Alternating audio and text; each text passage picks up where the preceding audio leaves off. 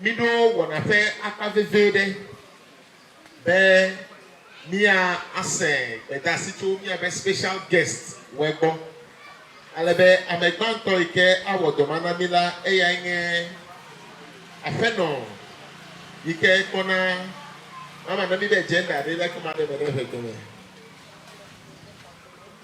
nyonu klimu tuo fe kadodo ame ike kona nyonu klimu tuo fe kadodo bo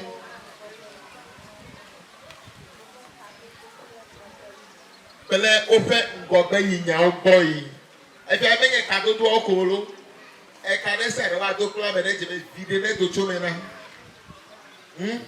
so for group la to ngobe bibla o me dem na ni nwero ta o me ni ba je na futa keko ya ni me viti o me dem na mi e fi abe you must be fruitful no le nu jira e je na no video ko benge be na ba ji bi benga glolo yo ta America ekona nonu kle mutu o fe kadodo kle o fe ngoyinya ogbo le amuganu to megodo kona Oti region elemi adome eye ava fununami cho domestic support critical for re-entry of teenage mothers to school. Domestic support critical for re-entry of teenage mothers to school.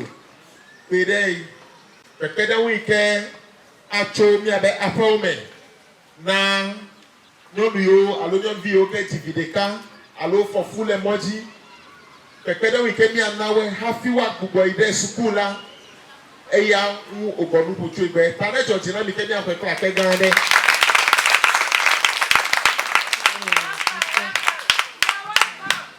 Osbrain Foundation, Osbrain. Osbrain Region, Gomata, Yesayoni, the channel. Osbrain Foundation.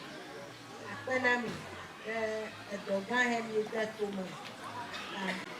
Obio, I'm a special invited guest. I'm a to hill. Jilao, Plamiavio. I don't you John am get there, but Egba. Ye lafia be. Yava. I drew your helmet. Blood to Quagoto. Abala, Mufola, the Glodon Goya. If we have Manyama the covered doyle. Kaka de via the Kahamania Globedi. Ya, Achima, no fire too. Amada Lafia Ope to Achima. Amada Lafia Ofe la Lori Modia. Ado Acho Patoma. Awu. Amasham. Donacho. Afum. Ye, to call the Shiade. What Jochofa. Ye Yapum. Ado Afum. He. Bla Mufo. Black Adodo Hika. Ye Pole. Afuma. Ya Naba. Niaponu wana la blotoa. Anya Luika. Anya Luika Hedua. Bla Tukokata. Ako Yingoi. Malenenema. Malenenema. Akadodo.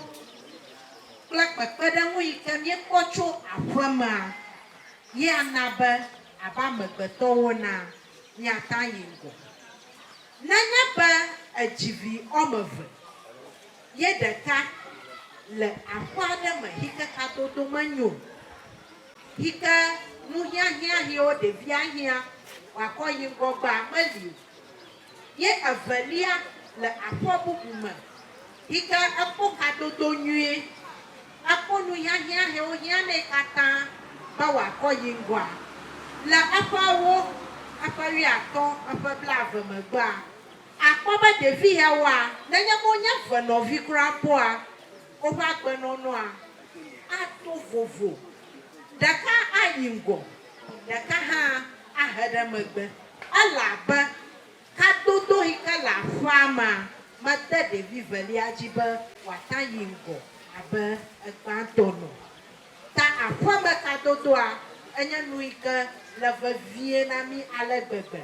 Nenye be míebe míakpɔ ɖeviwo ƒe ŋgɔgbe yi ƒe nyawo gbɔ.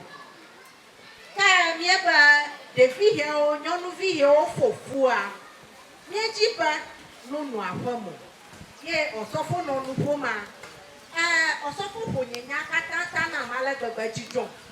Elabe ye míewɔ agbalẽhe alo Ghana Education Service wɔ agbalẽhe be míavi nyɔnuvi yewo ƒoƒua woakpɔ mɔnukpɔkpɔ agatrɔ yi sukua. Dzila geɖewo gblɔna be o, menye dzilawo ɖeɖe o.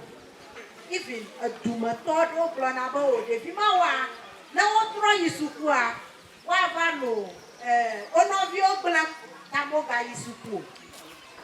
Dzila ke le afia ne via fofoa wònye dzidzɔ nɛ, makpɔ miaƒe asi ɖa. Dzila ke le afia gblɔ be ne yevi fofu ba enye dzidzɔ na ye. Makɔ asi ɖa. Good. Ɖevi kae le afia, nyɔnuviwo míame yewo dogo JHS. Mía dometɔ ke le afia yi ke efufɔfɔ nye miaƒe taɖodzinu le agbe me. Makpɔ miaƒe asi ɖa. Ŋutsuviawo mía dometɔ kawoe le afia yi ke gblɔ be efudodo nyɔnuvi nye yewoƒe taɖodzinu le agbe me. Ta miekpɔ be efufɔfɔ ɖe menye ame aɖeke ɖeviwo ƒe fufɔfɔa menye ame aɖeke ƒe taɖodzinu. Yena documentia ebe pregnancy prevention and re-entry. Efia be le Ghana Education Service tɔwo ƒe nukpɔkpɔ nu ale be míatsi fuwɔfɔfɔ nugba. Nenye be míedzagba be míatsi nu, ye míeka tsi nu o, ye fufɔfɔ va.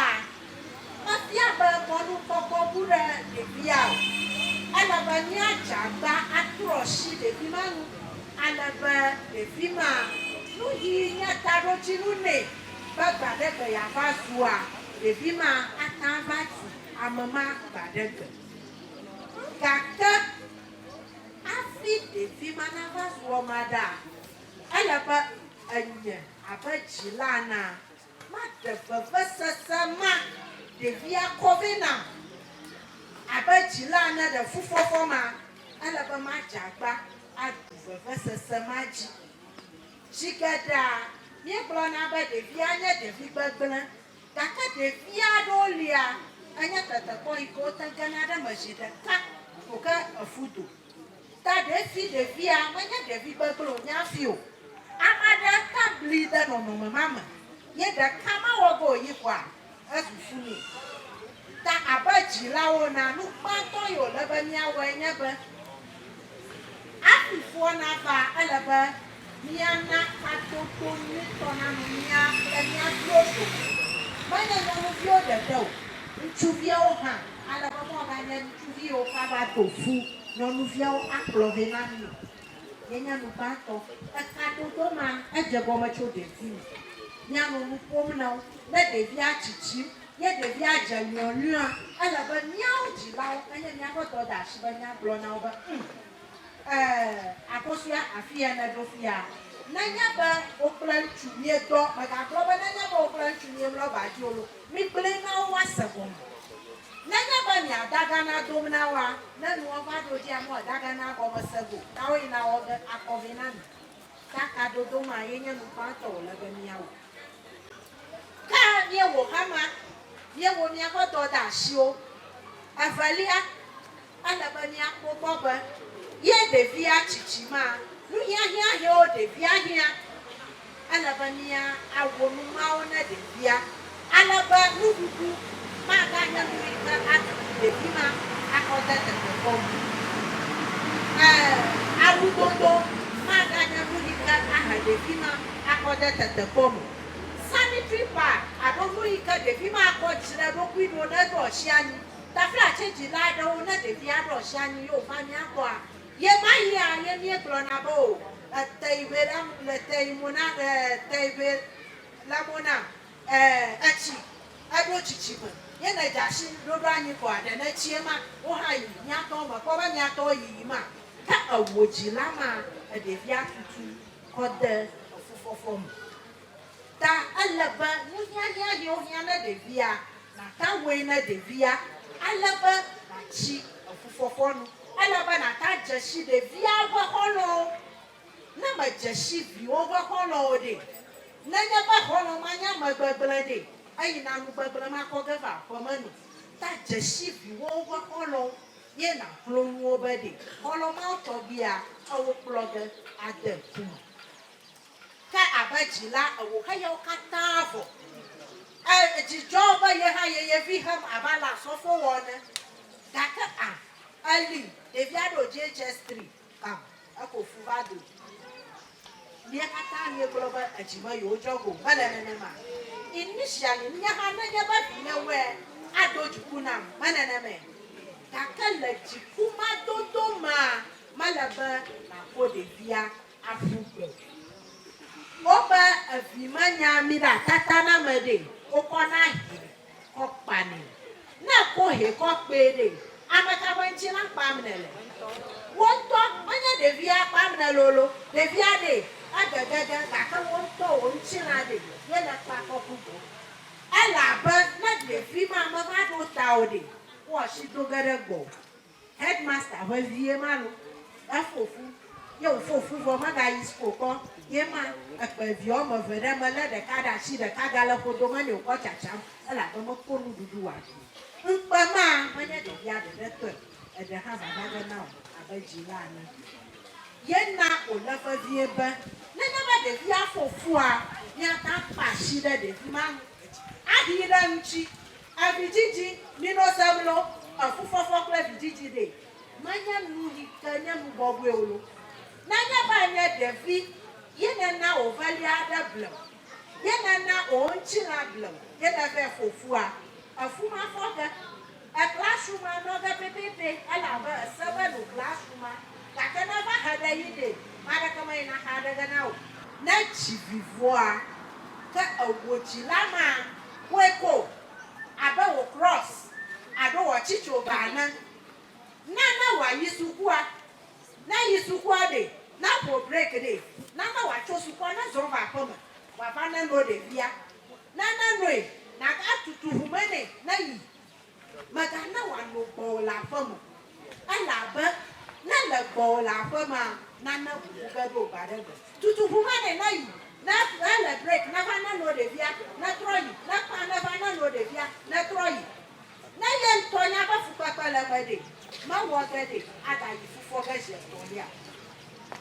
kada ko pada nwa jilado lia na de bia fofu na na ma ye ko de ba o na ba lo mama so ta ni ta ado tonji pogo ma de kuku ba na na ba a chijira ga na la ado dobu buji ga na la ko pide ji na ko pi ye na pede de bia nududu hika biji agu hade ala ba bieba nyana nududu ma ala ba de bia hade wa koba yelo na ye nu eye wa manya nu mara kama baba ma ka kuma ne ataka kuma ne ba lu ya wa anya nu babla atabla ba do mane ka abo ka kama ma ga nya nu ika na wo akọ wo nu fa bi de bia ado afuno na je fofo ba de o aba fofu ta ala ba ya fu na fuya abidaga de via la domenemu abidaga de via tom. That is not the time.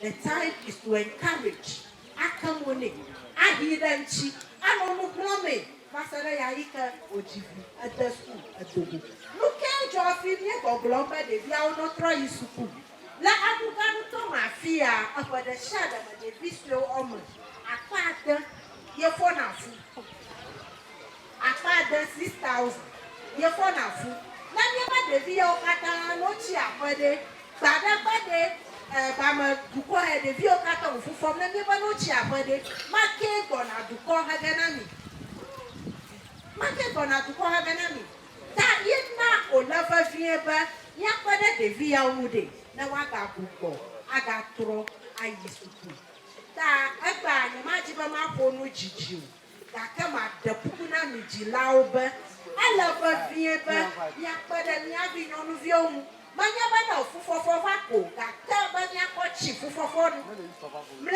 come up, but I never had a young brother. If you had a swim, you family planning. That can you come at the Vima of a football? I put a you school back at it. I'm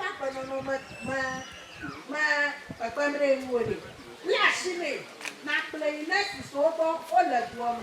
No, you did. Oh, Bravo. If you had only a no than a man, or to join out the no, I told you. That only her. What's a go? That come out of the family planning, a part dinner, none of walk.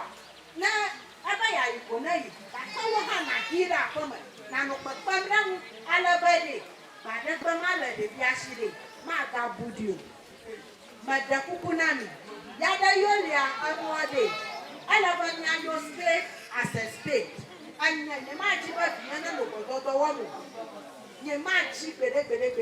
Yeah, I'm on the shadow. He got to come a lap of body.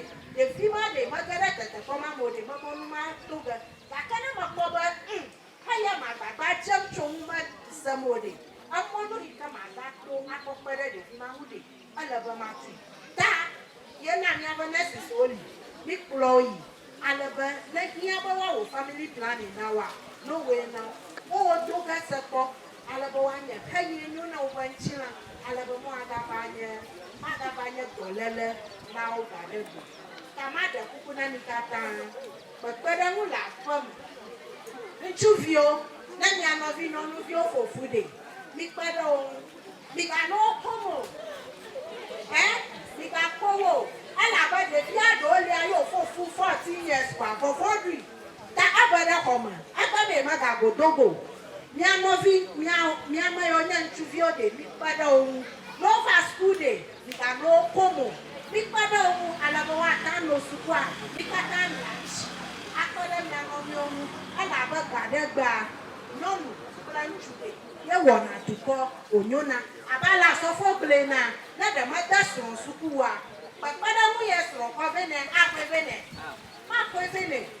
That if you don't see my low class, you're gonna prepare Mutonia the Time the cuckoo, the boys also support the girls so that one day we can all grow together for a better society. Thank you very much.